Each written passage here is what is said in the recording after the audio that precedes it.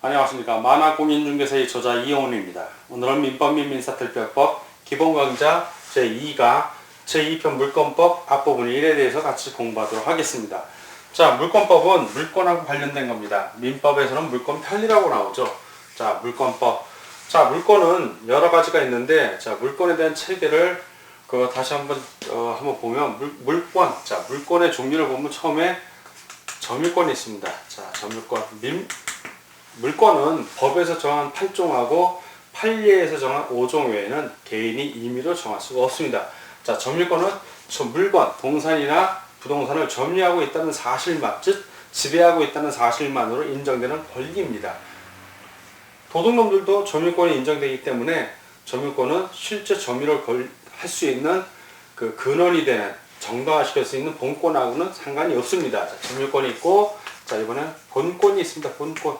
자, 이거는 권원, 권리의 근원이 되는 게, 권리의 근원이라는 뜻으로서 이제 권원이 되는 건데, 자, 이 본권은 완전 물권인 소유권. 자, 완전 물권이죠.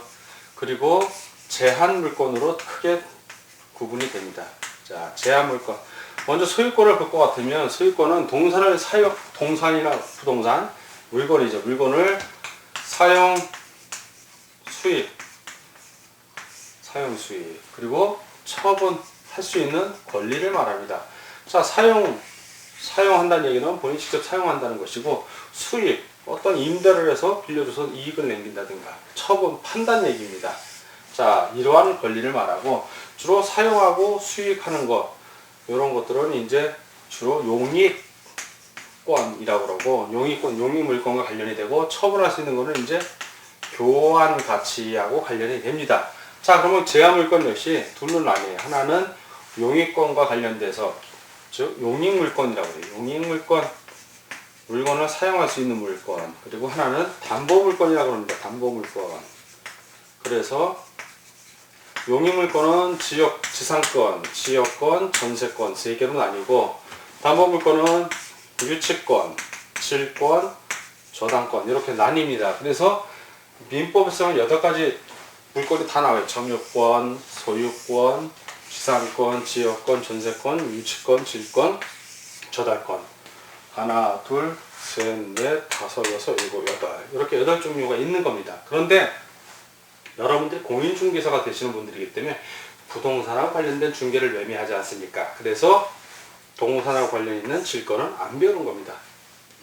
나머지 점유권, 소유권, 지상권, 지역권, 전세권, 유치권, 저당권은 우리 만화공인중개사 교재에 다 들어가 있습니다.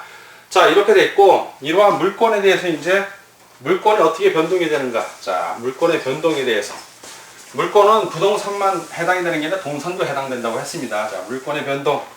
자, 물권 변동의 원인 뭐죠? 물권이 왜 변동을 하나? 자, 물권이 변동하는 원인이 있을 것입니다. 이 원인 두 가지. 하나는 법률 행위를 한 거예요. 법률 행위에 의한 물권 변동이라고 하고, 또 하나는 법률 규정에 의한 물권 변동이라고 그래요. 자, 법률 규정. 자, 법률 행위는 의사표시를 한 거예요. 내가 물건을 변동시키겠다고 의사표시를 했기 때문에 일어나는 거고, 법률 규정은 의사표시는 없어. 이게 의사표시는 없어. 법률에 그냥 규정이 돼 있을 뿐이지. 자, 법률 행위에 의한 거는 당사자들이 의사표시에서 물건이 변동되는 거예요. 소유권 이전 등기를 생각하시면 되고, 법률 규정에 의한 것은 공시방법이 필요 없지만, 이런 경우는 다 당사자의 의사와 상관없이 법률 규정에 의해서 물권 변동이 일어납니다. 어떤 경우 경매, 그리고 상속, 판결, 공매, 신축 건물, 그리고 혼도, 그리고 법정지상권 뭐 이런 것들 등등등. 그래서 경상, 판공, 신혼법 이런 식으로 암기를 하는 거고, 법률 행위는 대부분 매매 뭐 이런 경우, 전세권 설정 행위 이런 경우는 다 의사표시 법률 행위 되는데, 중요한 게 하나 있어요. 자, 법률 행위로 인한 부동산 물권 변동. 자, 이 경우 부동산은 어떻게 돼요? 동산은 공시방법이 인도로 하면 돼요. 인도 건네준다는 얘기예요. 누구나 볼 수 있게 건네줘. 공시방법이. 자, 공시할 수 있는 방법이 공적으로 보여주네. 부동산은 뭐라고 그랬다? 등기. 그래서 법률 행위에 의한 물권 변동 중 부동산 물권 변동만큼은 반드시 뭘 해야 효력을 발휘한다? 등기해야 효력을 발휘한대요. 그만큼 등기가 중요한 겁니다. 예를 들어서 자, 갑이 매도인 또는 양도인이라고 치고 우리 양수인이 권리를 물려받는 사람이에요.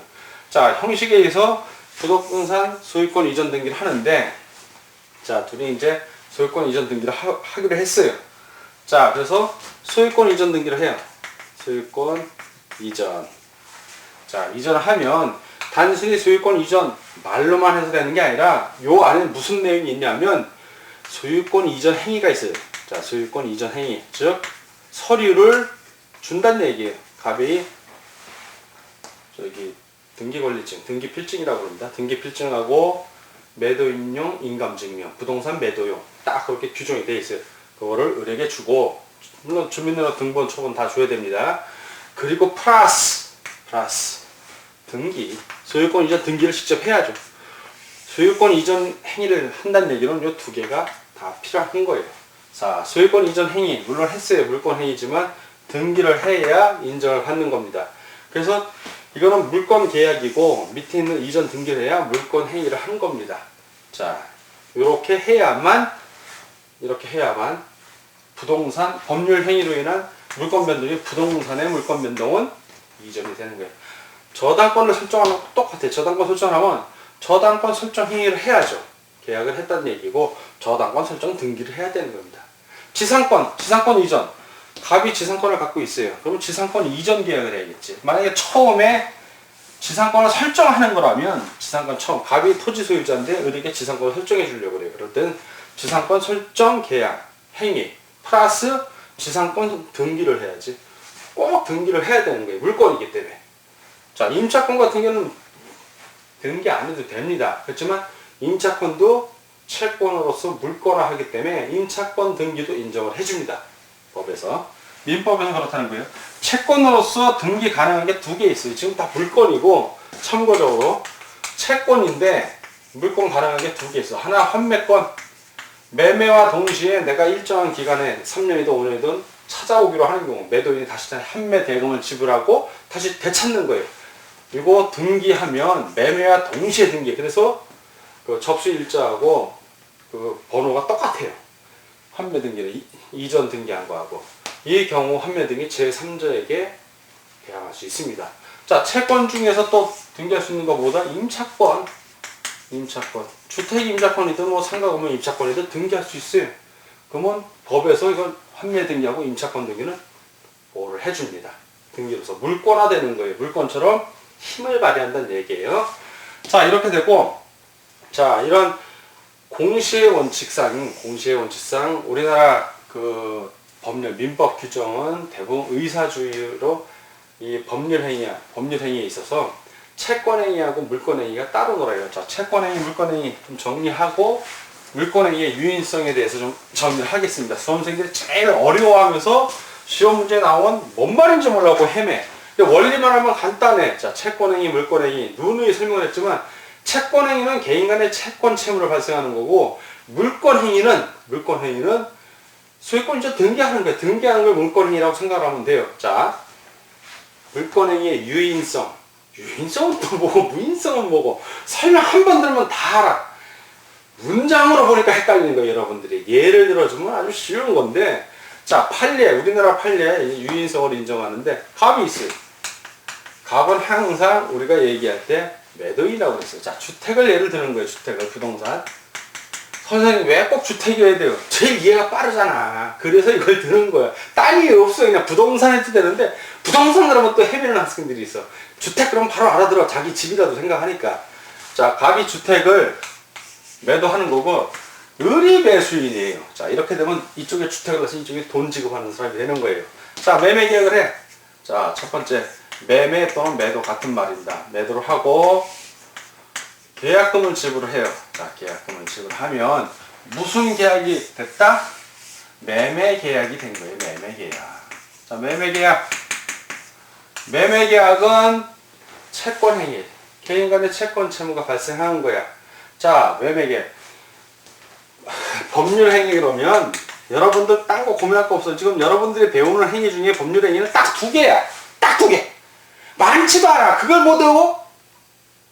바보는 아니에요. 실망하지 말고 지금 외우면 돼. 법률 행위는 딱 두 개. 하나 채권 행위. 하나 물권 행위. 뭐 순서는 상관없어. 밖에 채권 행위 일일이 써줘야지. 물권 행위. 딱 두 개야. 채권 행위 아니면 물권 행위야. 자, 이걸 배우는 거예요, 지금 우리가. 법률 행위는 두 개를 다. 그 중에 하나 물권 행위, 채권 행위 구체적으로 나가면 물권법에서는 물권 행위를 배우는 거고 채권법에서 채권 행위를 배우는데 두 개가 워낙 관계가 끈끈해.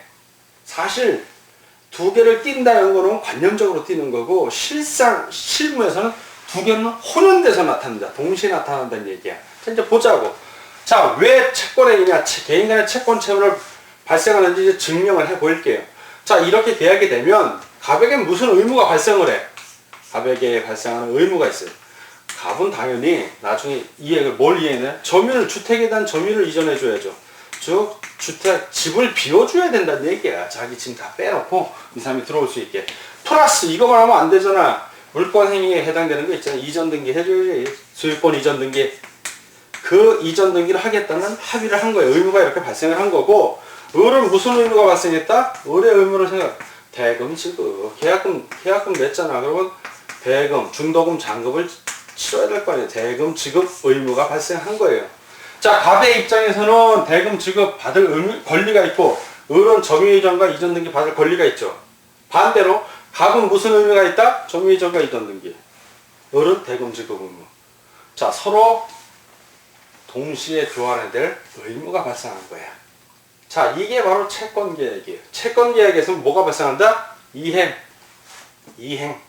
각자 그 권리에 대응하는 의무를 이행을 해야 돼. 자, 채권계약은 요게 채권계약이에요. 지금 매매계약을 한 게 요게 채권, 개인 간에 아까 뭐 채권계약은 채권 채무를 발생하는 거라고 했잖아요. 채권 채무, 주로 채무지.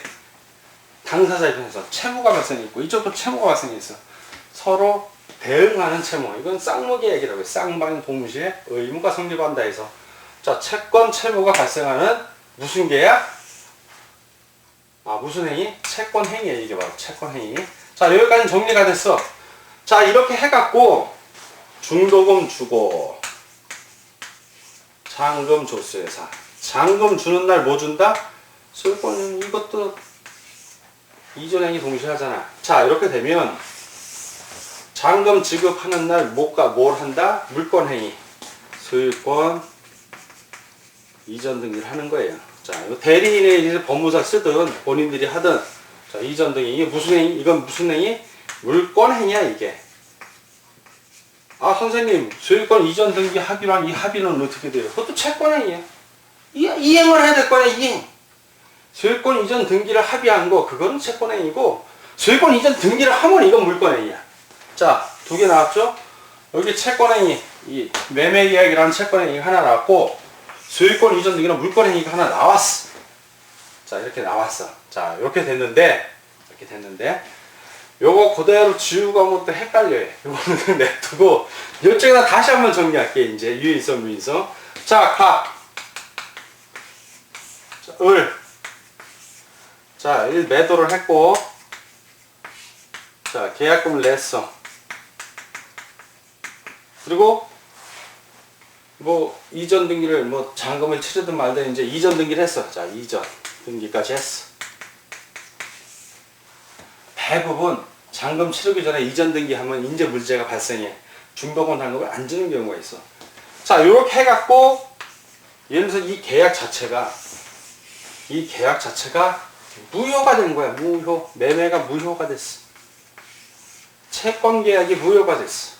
자, 이 경우 채권 계약이 무효가 됐을 때 이 을이 이전 등기 받은 을의 소유권은 어떻게 되냐면, 자, 우리나라 판례는 유인성, 이 채권 계약이 원인이 되는 채권 계약이 무효면 그 채권 계약에 의해서 실행한 물권 행위도 무효다. 도로 돌아간다야. 자, 그러면 이게 무효가 되면 바로 이 이전 등기도 무효가 돼버려. 자, 무효. 그래서 원인이 되는 채권 행위가 무효니까 결과가 되는 물권 행위 역시 무효가 돼서 갑에게 귀속한다. 복귀, 소유권 복귀. 당연 복귀해. 그냥 이거 이전 등기 안 해도 복귀가 되는 거야. 여기까지만 나면 돼. 자, 이게 정리가 됐으니까 이제 이게 이해가 될 거예요. 그러면 이거 지워. 지워. 자, 지워 문제가 이렇게만 나오면 얼마나 편해. 요거만 나오면 땅 짚고 헤엄치게. 근데 문제는 복귀가 돼야 되는데, 자, 이 상황에서, 자, 무효. 요거 되기 전에, 을이 또 병에게 팔았네. 자, 병에게 이전 등기를 한 거예요. 자, 양도를 했어. 이전 등기 받았어. 이 경우, 이게 무효가 됐어. 그럼 병의 소유권은 어떻게 되냐가 시험 문제야, 항상. 이게 헷갈리는 거예요. 여기서 수험생이 힘들어. 요거까지는 알겠어요, 선생님. 이게 계약이 무효가 되면 물권행위 없이 무효가 돼서 가백이라 복귀하는 건 알겠는데, 또 다음, 그 복귀하기 전에 양도를 하고 나서 무효가 됐을 때 어떻게 됩니까? 이 경우. 자, 이 경우가 문제인 거예요. 자, 이거는 둘로 나뉘어요. 자, 이전 등기한 게 둘로 나뉘어. 자, 둘로 한번 나눠봅시다. 첫 번째, 103조 반사회 질서의 무효행위 또는 104조 불공정한 법률행위. 자, 이런 경우에는 이거는 뭐라고 그랬다? 자, 이 무효가 자, 이 무효를 얘기하는 거예요. 이 무효가 이 둘은 절대적 무효야. 자, 절대적 무효에서는 제3자 보호 안 한다야. 제3자 보호 규정 자체가 없어. 제3자, 선의의 제3자 보호를 안 해. 그럼 병은 전이든 악이든 보호를 못 받아. 이때는 병원 소유권 없다야. 무조건 없다야. 그러나 107조 비진의 의사표시나 허위 통정 표시. 자, 이 경우에는 무효는 무효인데 상대적 무효야. 상대적 무효. 자, 상대적 무효니까, 자, 이 상대적 무효에서는 어떻게 되나? 자, 상대적 무효에서는 선의의 제3자 보호 규정이 있다, 없다? 있다. 그러니까 이 무효가 절대적 무효 103조, 104조면 보호를 못 받고, 이 무효가 상대적 무효 107조, 108조 무효면 얘는 선이면 보호받는 거. 악이면 복귀하는 거고, 선의일 때만 보호받는 거예요. 얼마나 오묘해. 물권행위 유인서 판례가 이렇게 정리를 해놓은 거예요. 그거를 여러분들이 알기 쉽게 저희가 만화공인중개사 책에도 그림 도표로 설명을 해놨고, 기본 강좌에서도 설명을 해주고, 이래 또 헷갈리는 분들은 정규관장 보면 또 자세하게 나와 있어요. 그 앞뒤 전후 사정으로 해서. 자, 이 정도로 정리를 하고 넘어가겠습니다.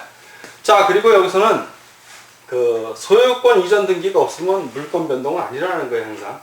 부동산 물권 변동은 등기해야 변동이 일어납니다. 자, 그 다음에 이제 중간 생략 등기만 간단하게 살펴보겠습니다. 중간 생략 등기. 중간 생략 등기는 시험 문제 가끔가다 나와요. 중간 생략 등기 뭐냐면, 자, 갑이 있어요. 을에게 매도를 했어요. 또 을이 또 경희에게 순차적으로 매도를 한 거예요. 자, 매도를 또 했는데, 이거 최초 양도 또 정도 있을 수 있어. 근데 논리를 단순화 시켜보자고요. 이걸 처음에 양도한 사람이야. 자, 이 사람은 소유권자죠. 최초 양도. 여기 등기 명의자, 등기가 된 상태야, 이 사람은. 그리고 이거 중간 취득자라고 그래요. 중간에서 취득을 했어. 중간 취득자. 그리고 뭐 여러 명이 있을 수도 있지만 마지막 최후에 있는 사람을 최종 양수인이라고 그래요. 자, 최종 양수인. 자, 최종 취득자. 취득자라고 합시다. 등기를 해야 되니까. 자, 이 경우에 을이 등기라고 하는데 등기를 안 하고, 자, 갑에서 을로 등기를 해도 등기를 안 하고 갑에서 경으로 등기를 해버린 거예요. 그러면 을은 등기부에 나오지도 않아. 이 경우 어떻게 되느냐? 일반 지역에서 핵심. 자, 일반 지역에서는 이 등기는 유효하다야. 중간생략 등기는. 그러나 주택거래신고지역 또는 주택거래신고지역도 마찬가지고, 이제 판례는 이제 토지거래 허가구역. 자, 토지거래 허가구역에서는 아니다야. 이건 무효야. 왜? 매번 허락을 받아야 돼. 토지거래 허가구역에서는. 자, 토지로 허락을 받아야만 매도가 되고 허락을 받아야만 매도가 되니까 허락을 받아서 다 등기를 올려야 되는 거야. 허락을 안 받았기 때문에 무효야. 토지거래 허가구역에서. 자, 둘 다 처벌은 받아요. 부동산 등기 특별조치법에 의해서 처벌은 받지만 하나는 유효해. 처벌을 받더라도 유효하고 일반 지역은 토지거래 허가구역에서는 처벌도 받고 무효야. 그래서 중과성역등기 하란 말이야, 하지 말란 말이야. 하지 말란 얘기입니다. 자, 그리고 중과성역등기 유효하려면 일반 지역도 갑과 을, 병이 다 합의를 해야 돼. 아니면 순서는 상관없어. 병이 을과 합의하고 병이 그리고서 갑과 합의하든 순서는 뭐 이렇게 되든 이렇게 되든 상관이 없어. 중간을 건너뛰든. 그러나 중간 취득자가 합의를 안 했어도 이 둘 최초 양수인 서로가 최초 양도인하고 최종 취득자가 서로 합의를 하면 그건 또 유효해. 그건 유효합니다. 이미 등기를 했기 때문에. 자, 그리고 이 등기는 최초 양도인이 만약에 이 사람이 합의를 안 해주는 경우가 있어. 이 사람이 안 해주는 경우가 있어요. 어떤 여러 가지 이유에 의해서. 자, 이 경우에는 병이 이렇게 이전 등기를 청구해. 직접 청구할 수는 없고 을을 대위해서 청구하는 겁니다. 지금 뭐냐면 갑에게서의 을로 계약이 유효하다는 것을 입증해 갖고 일로 이전 등기 한번 시키고 그리고 을을 상대로 또 이전 등기 하라고 2번을 해야 되는 거예요. 을을 대신해서 갑에게 이전 등기를 청구할 수 있습니다. 자, 이렇게 물권법 1은 오늘 이렇게 정리를 합니다. 자, 민법 및 민사특별법 기본강좌 2강을 했고 오늘 물권법 1에서 제일 중요한 게 뭐였냐면 계약 해제에 따른 물권 변동의 복귀에 대해서 공부를 했습니다. 물권 행위의 유인성에 대한 판례에서 나온 걸 정리를 했는데 그 부분 헷갈리는 부분들은 교재를 좀 참고해 주시고 다시 한번 반복 학습해서 공부해 주실 것 부탁드립니다. 자, 오늘 공부하느라고 수고하셨습니다. 다음 시간에 뵙겠습니다.